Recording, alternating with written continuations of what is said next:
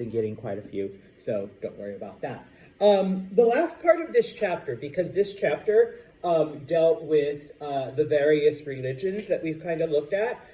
So we looked at the spread of Christianity and how Christianity became, basically what it is. Then we looked at some of the changes in Buddhism and how Buddhism spreads. And then, of course, we see the foundation and the growth of a new religion, Hinduism, which takes different aspects of Indian culture and Buddhist tradition and Jainist tradition and kind of, makes it a bit more palatable to people, okay? And so now we're going to switch gears completely, okay? And we're going to look at Mesoamerica. And even though this isn't part of your test or your questions, okay, you should be, or maybe I will do it. You should know that Mesoamerica, when history books or anything talks about Mesoamerica, they're talking about Mexico and Central America, strictly. Okay, other parts of that area are called something else. Okay, now in one of our previous chapters, we talked about the Olmec. Okay, big heads. Okay, they had a civilization that, for whatever reason, collapses. We're not 100% sure what happened. All we know is that there were a bunch of big heads left over. Okay, after the Olmec collapse, we get a new civilization called the Teotihuacan. Okay, who were the Teotihuacan? Okay, well, they lived in central Mexico. Their capital, and we call them the Teotihuacan because their capital city was named Teotihuacan. It's about 25 miles from Mexico City. The area was full of agriculture and fertile land, and it rains a lot there, so it was a pretty successful civilization.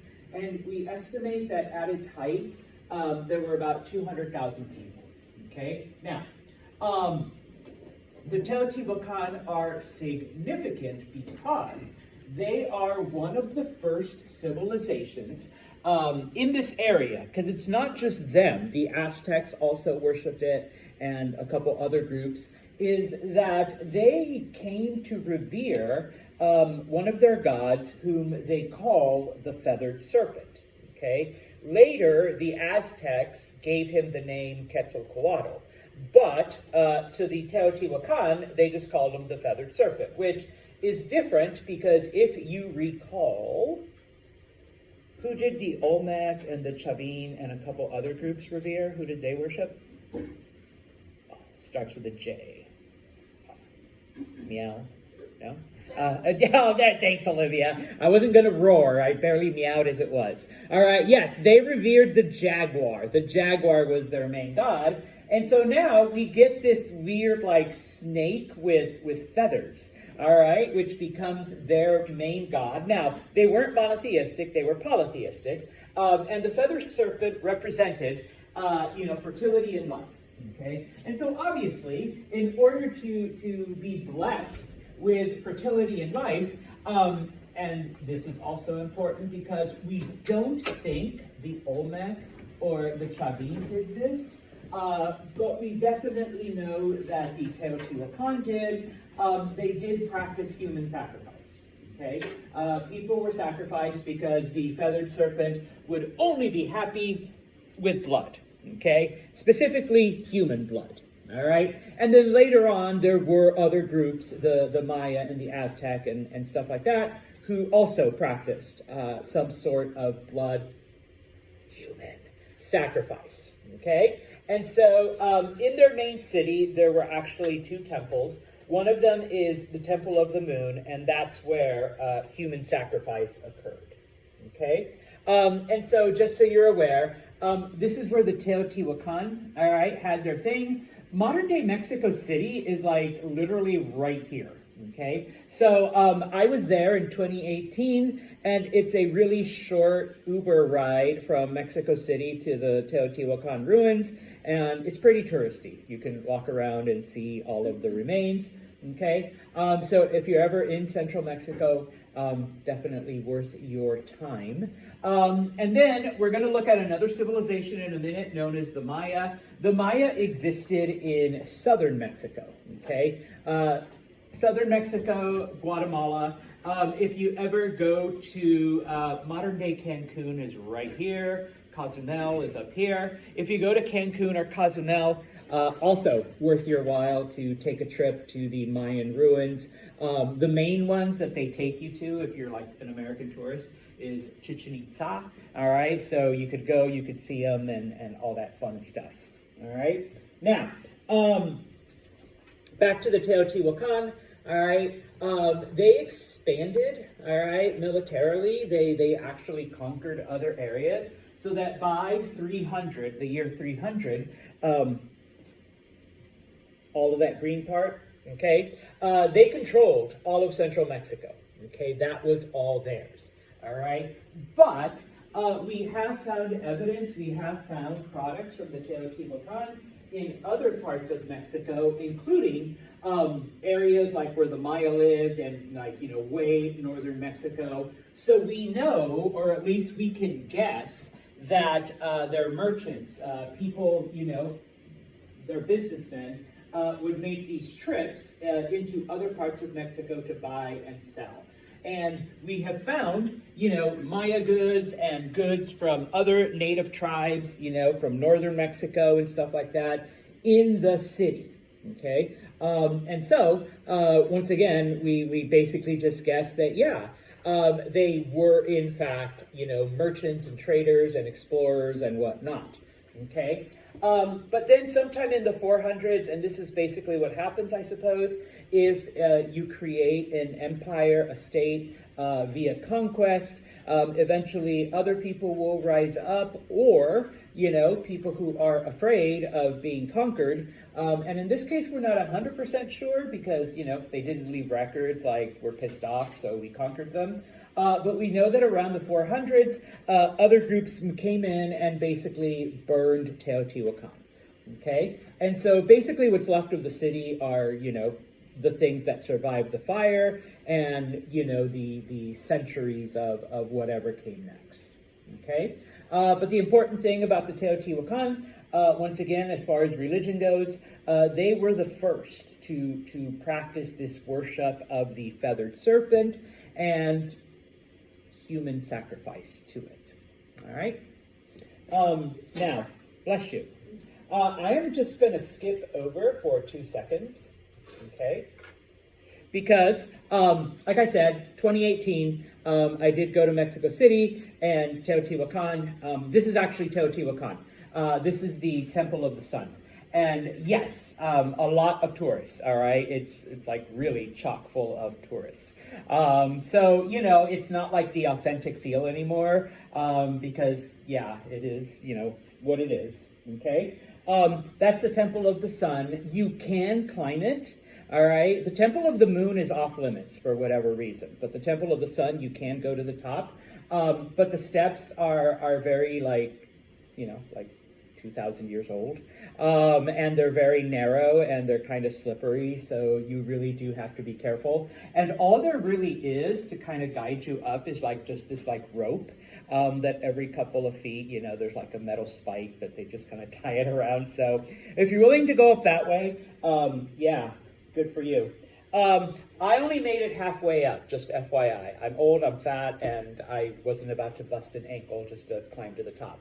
All right. So this is the view that I got.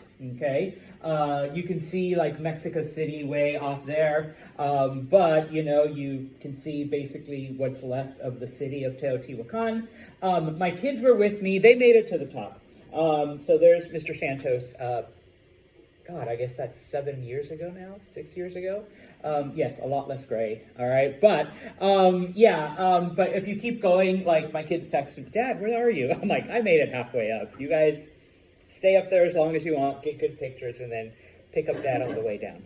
All right. So yeah, you can go, you can see the ruins and whatnot. Okay. So the last group, okay, is the Maya. All right. who were the Maya? Glad you asked. All right, they, as I showed you on the map, their society existed throughout southern Mexico, okay? And it eventually expanded to encompass what today would be like Guatemala and Belize, all the way to El Salvador, okay? Their society existed, and let me just kind of,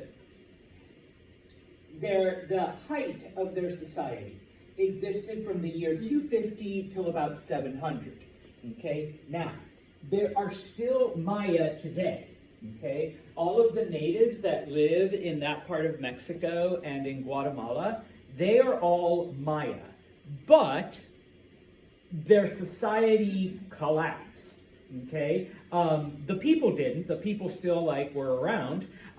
Very similar, and I always make this comparison. Ancient Rome collapsed. Still Europeans, still Italians, all right? But the society, disappeared, for a couple hundred years, okay? But at its height, at its greatest, there were hundreds and maybe even thousands of villages that were spread out throughout Mexico and Guatemala and all of those areas. We say probably because even to this day, archaeologists are still finding villages that they never knew existed before. The density of the jungles down there and the fact that it's so isolated from other parts, it's impossible to calculate. One of the last villages that they found was in 2021, and that was strictly because using drones, that they just decided to, hey, let's get aerial pictures of some of this stuff.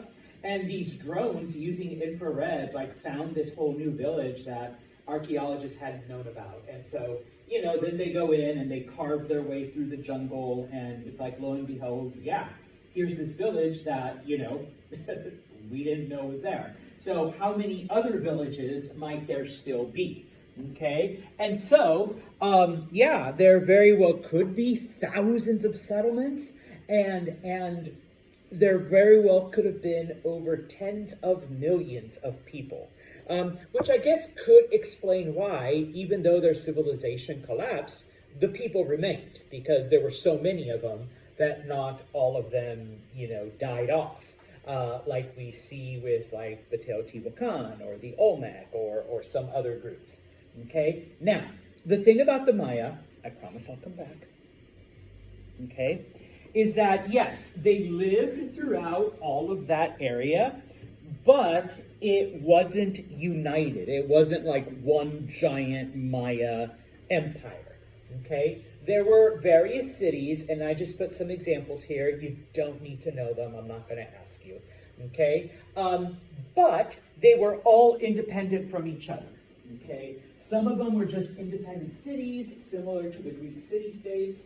Some of them were kingdoms. They had portions of the jungle that were under their control.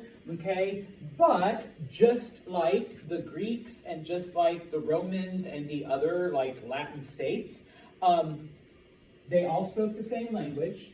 Okay, and they had the same culture, which included religion and food and all of those things.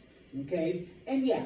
Just like the Greek city-states, just like the Romans did with the other Italian groups, they fought each other. They went to war with each other, and so that's how maybe one kingdom would advance, one kingdom would be destroyed, another one would be, absorbed by a different kingdom and whatnot.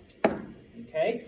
Oh, and the map again. All right. So this picture is the city of Tikal. This is in Guatemala, and this is probably the most famous one that you will see in history textbooks and geography textbooks when they talk about the Maya. They always show Tikal. All right. Why it's the most famous? It was discovered in the 1950s. And so, yeah, they've done quite a bit of exploring. This is the main temple of Tikal. It is now off limits. It used to be you could go in, you could go up it, you could come. But then, number one, obviously it's about 2,000 years old also, so things start to fall apart. Number two, and people do this, I've seen it done at Stonehenge, I've seen it done at the Colosseum.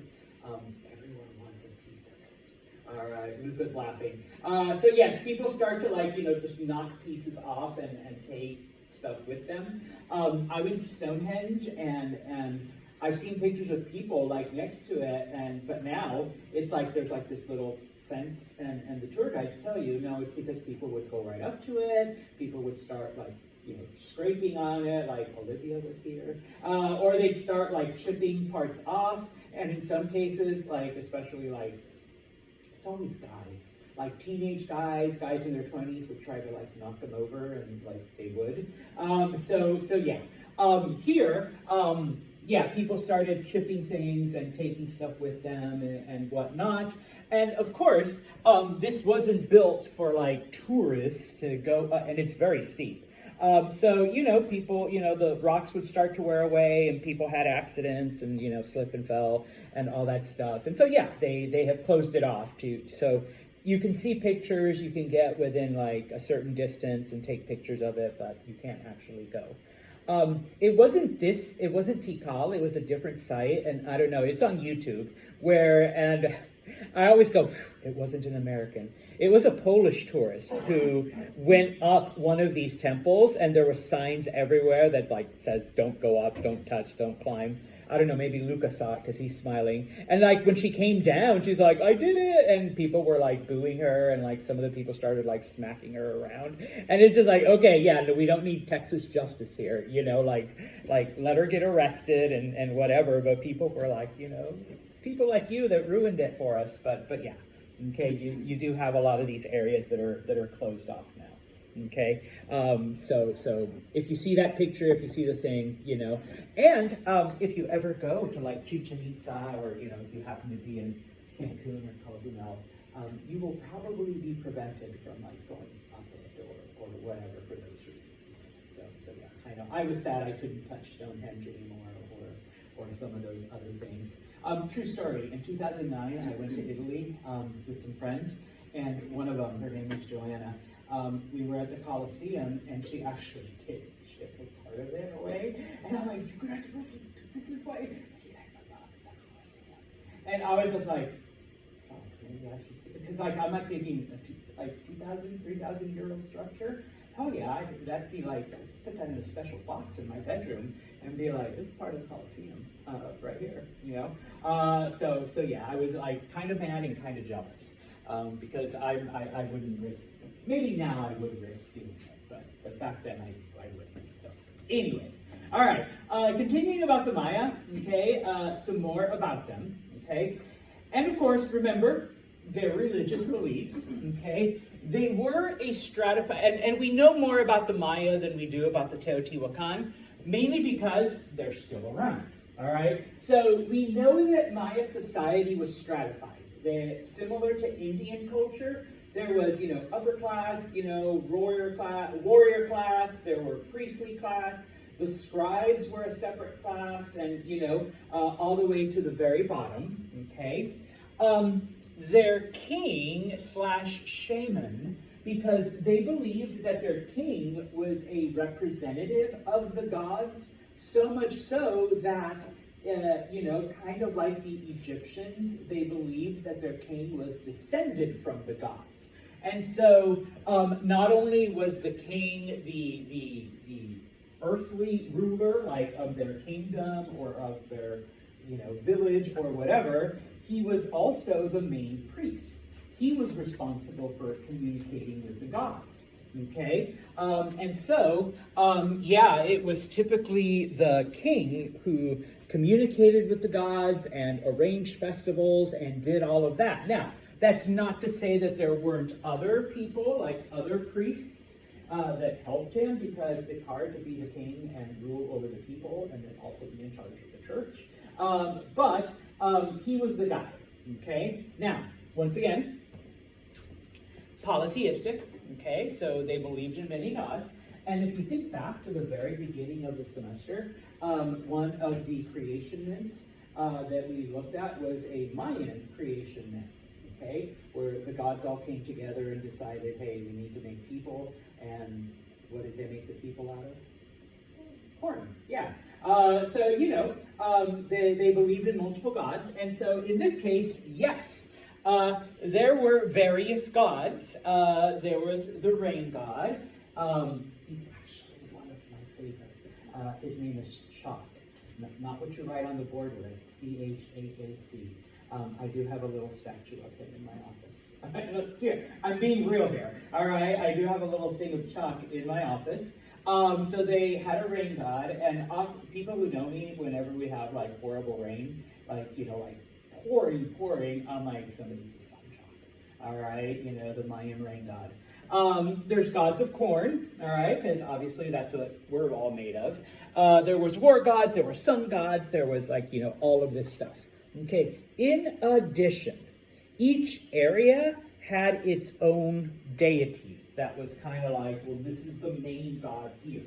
I know you're from over there, and your main god over there is whatever, but here, this is our main god, okay? So there was universal gods, like the god of rain and the god of corn, and then there were local gods, okay? Now, I know that, we can't spend all day studying this, but just FYI, this is part of what my specialty was, okay? The Mayans believed that they didn't believe in a heaven or hell, strictly the way we think of it. They believed in an underworld, okay, similar to the Greeks. And then they believed that there was, the closest translation is heaven, all right? But I mean, I put sky up here because it isn't our Judeo-Christian concept of heaven, but that there were 7 layers. And that depending on how good you were, and how pleased the gods were with you, depended on which layer you went to after your life, okay? And so basically, in order for the universe to be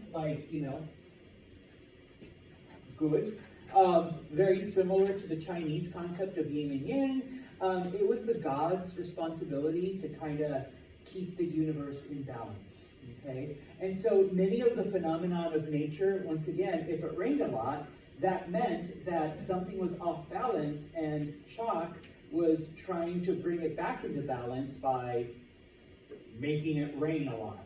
Okay, if there was a drought, or I don't know, it was really, really sunny and we didn't get rain for a while, then there was something that was off about the universe that the sun god then was trying to rectify, which is why, okay, so we need to be a little patient, I know we've had like 10 sunny days in a row and it's hot and the wells are drying up, but, the sun god is trying to balance something out, okay? And of course, it was us, humanity's job to not only, pay attention to these signals from the gods, but also provide the gods with a certain level of worship and respect.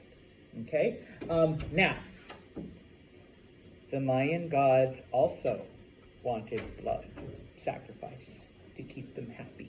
Okay, so yeah, there was also that. Okay, now,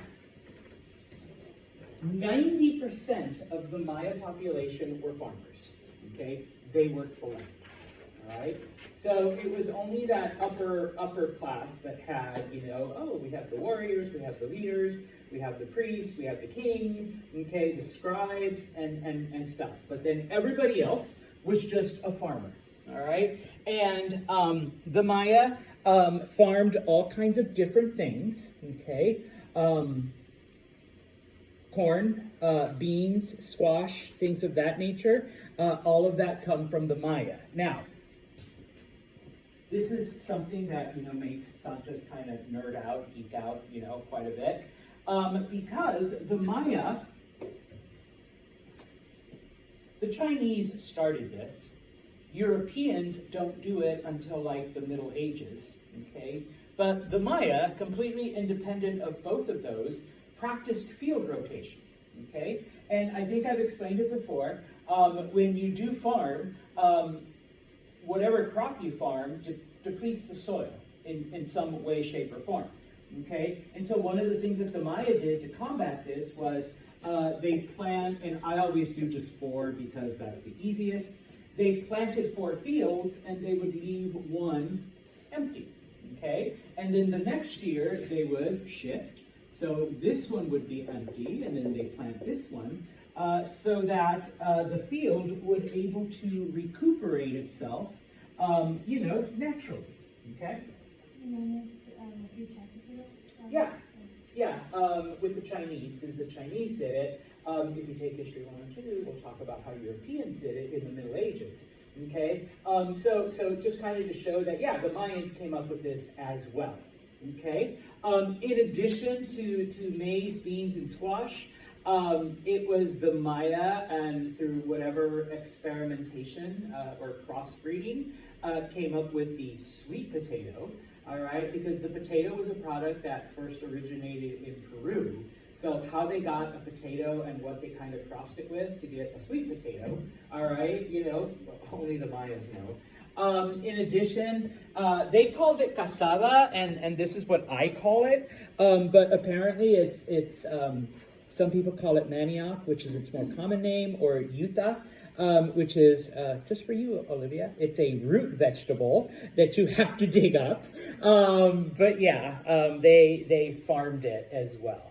In addition, and this is the other fascinating thing, independent of India, okay, they also began to do cotton, all right? So they began to farm things that were not meant to be eaten. What do we use cotton for?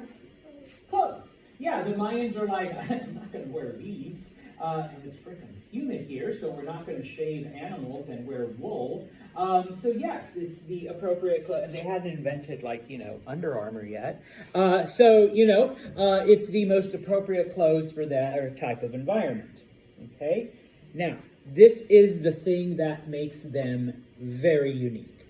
Okay? Number one, they developed a system of writing, okay, that is completely unlike the other systems we've looked at.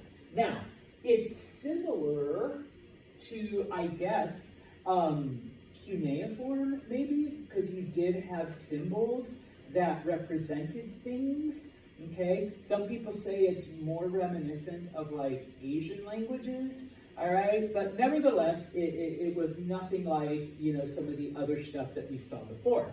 And so, because of this, all right, and they developed it pretty early on, scribes were one of the most important of the classes, okay? Because not everybody could read and write, not even the warrior class or some of the upper classes, all right? It was a skill reserved exclusively for the scribes, okay? So unlike other societies where if you were rich, if you were wealthy, you were educated, writing was considered such an honor that only the scribes and a few other people were able to, be taught it, number one. Number two, we know so much about the Maya, but most of it, once again, comes because there are still Maya people that exist today. So a lot of it came from oral tradition or stuff that was written down later, okay? Because when the Spanish arrived, they thought the Maya were evil and were doing crazy shit, but I guess if you saw them, sacrificing a human to the rain god, you might think it was evil too. So the Maya destroyed everything that they, not the Maya, the Spanish. The Spanish destroyed everything that they could find of the Maya, including all of their writing, all right? The only thing that survived was a text called the Popol Vuh, all right? That is the only sample of Mayan writing that we have today, and it is from that we reconstructed that, and of course, the memories and oral traditions of the Maya that still exist today. Okay, so it's one of those things that sometimes people will sit and be like, "God damn Spanish!" They literally destroyed the entire Maya library. Okay, the Maya were amazing mathematicians, and many of the discoveries that the ancient Persians and the ancient Greeks and that later on people like Isaac Newton would make, the Maya already had it as well. Okay, everybody gives credit to Newton for inventing calculus, which I mean he did, but the Maya had also done it. Okay, but obviously most of that was lost. But they did also. Yes, Persians and Arabs and a couple other groups had come up with the concept of zero. All right, the Romans had no concept of zero. They and sometimes we think, what, Santa? Yeah, the absence of something. They had no symbol for it. They had no idea. All right, only certain groups did. The Maya were one of them. And once again, they developed that concept independent of those other, the Arabic people, ancient, Vedics and Indians that had come up with the concept of zero. All right. They had a very primitive calendar, so not as refined as what the Mesopotamians had, or later what Julius Caesar would construct, but it was pretty accurate. And they were astronomers, and so they also, like the ancient Persians and like the ancient Greeks, were aware that number one, the Earth was round, all right, and number two, the Earth went around the sun. Okay, and so they were able to track movements. They were able to predict things, and comes in handy. They knew when the full moon would be. They knew when new moons. They could also predict eclipses, all right, and knew when they would happen and stuff like that. Okay, which is interesting because when the Spanish came, they're like, well, we can tell, and they're like, what? Yeah, we've been doing that for hundreds of years. You're not really bringing us anything special. The only thing the Spanish had, I guess, that made them special was guns, all right, which the Maya did not. Okay, now, this has been reconstructed from the Popol Vuh and, of course, the existing Maya people. This was a sample of their writing, okay? Like I said, it is more like cuneiform in that they were like etchings, but similar to like Asian writing where each symbol represented something, okay? This was their numbering system, okay? For zero, it was a big ellipse, okay? That represented nothing, all right? And then, of course, I don't know, it kind of makes sense. A dot, two dots, three dots.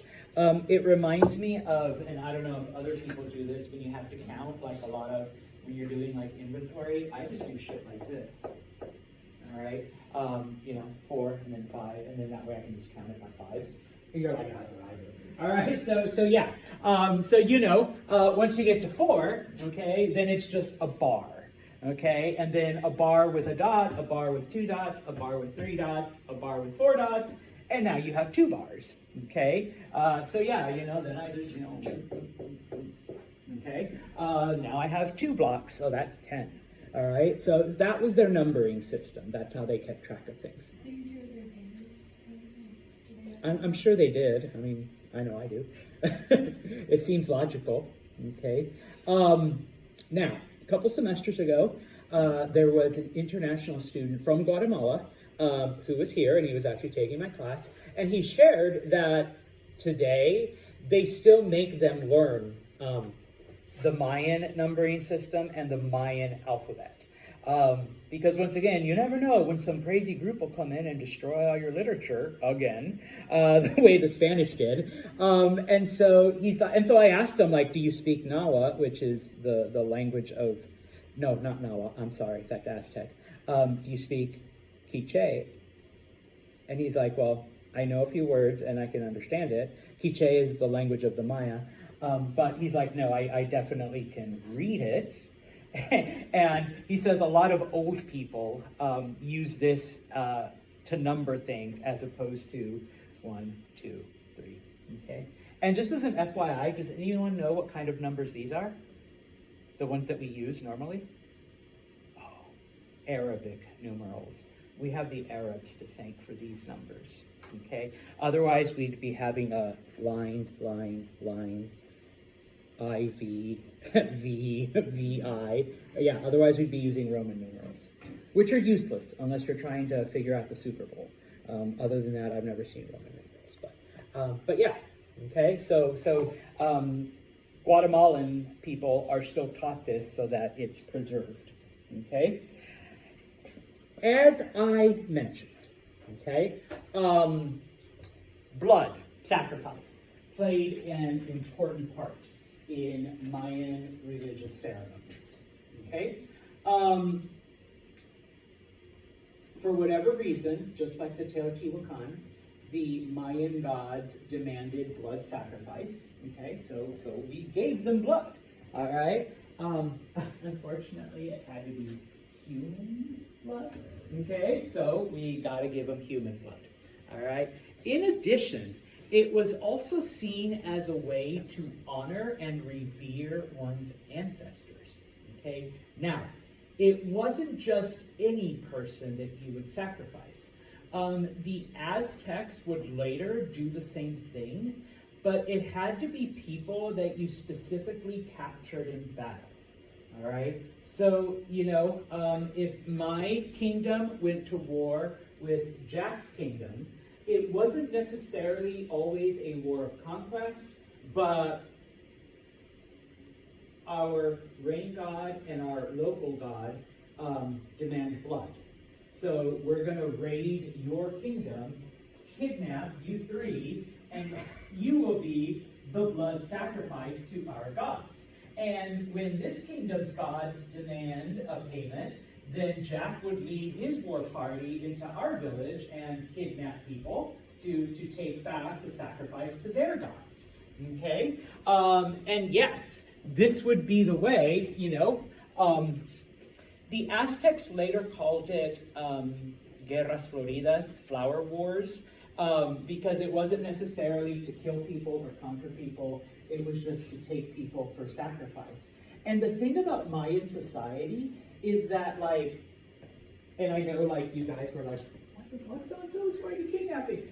But the victims understood that they were chosen to be given to the gods, and it was kind of considered an honor that, okay, we're being given so that the gods are happy. And yeah, when Jack leads his war party and you three get kidnapped, it's like, oh no, no, you understood that, hey, we're going to be given to the gods as an offering. All right, so it's kind of like, all right, oh no, okay, well, now we're going. Okay, so yeah, it was kind of accepted. If it was accepted, how come they would just sacrifice their own people? Because it had to be war. You had to honor the war gods by doing it that way. Okay? There was a whole complicated thing. You're right. I'd be like, okay, who volunteers? Kayla, you good? All right, come on, get up here. Say goodbye to your mom. It had to be that way. Okay? Now, in addition to sacrificial victims, okay, here's where the fun stuff comes in, all right? Remember that the rulers were not just the people that conducted the affairs of the gods, but they were part gods themselves. And the priests were the ones that communicated the gods' will to everyone, all right? And so, the Mayans thought that in order to get a clearer message, this kind of goes to your part, Corey, they had to spill their own blood, okay? And even today, there are some religious groups that feel that some kind of pain or starvation or some kind of sacrifice on your part brings you closer to God in some way. No offense, Catholics. That's why you have 40 days of Lent. You give something up supposedly to bring yourself closer to God. No offense to any Muslims in here. That's why we had a month of Ramadan where you fast, you deny yourself food, so you come closer to God. All right, type of thing. In this case, though, nobles, king, priests, you cut your own blood because that's how you communicate with the gods, okay? And when it came to the ruling class, all right, now don't worry, the rest of you, but the ruling class, ladies, if your husband was one of the rulers, you had to cut your tongue and bleed from your tongue. And that was considered like, okay, this is my sacrifice to the gods. Okay, gods, inspire me. And tongue to cut, all right? Guys, you had to cut your pee. Not off, but just enough to make it bleed. And, okay, talk to me, God, you know, because I want to be a farmer. So yeah, that's how the gods, you know, that was viewed as a sacrifice. It's not in your book, but I had to say this. Sometimes they would take like certain drugs to give them that hallucinatory effect, also to dull the pain. But it was thought that, okay, now you're really going to get the God's message. The other thing they would do is they would take ropes with knots tied in them, and then in those cuts, either through your tongue or other body parts, you would run it through back and forth to make more blood flow out. So the more blood you were willing to give, supposedly the gods would look upon you favorably and say, Olivia, okay, this is the message you have to give to your village. Jack, as the ruler, and you've made yourself bleed and cut yourself, this is the message for your village, you know, type of thing. So yeah, all right, like I said, that part's not in your book, but that's the part that sounds fire. You know, and so yeah, it was a very big part, okay? Like I said, okay, at some point, and we don't know why, because one, we don't have records, and two, the different people that were asked all gave different stories, okay? That's what happens when you only have people's memories. The society collapsed, and so obviously we can only guess more than likely, okay, because this is the most common story we got, you know, through you know, interviews and stuff.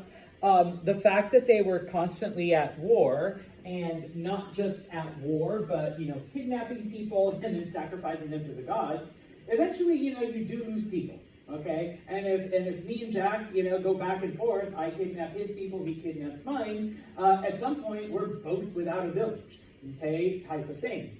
The other, so that's the most likely theory. There could have been like disease, there could have been natural disaster, there could have been famine, there could have been whatever, okay? But eventually the people just abandon the cities and make their life in the jungles, which is why, like I said, today there are still Maya populations in all of these places because they just survived like away, you know, like hidden in the jungles and stuff like that, okay? The last couple slides are just like pictures of the different gods, and then of course, that's actually the rain god, that's chalk. And then the rest of it was just my pictures of Teotihuacan. Okay? We're going to stop right here, and we will continue with this on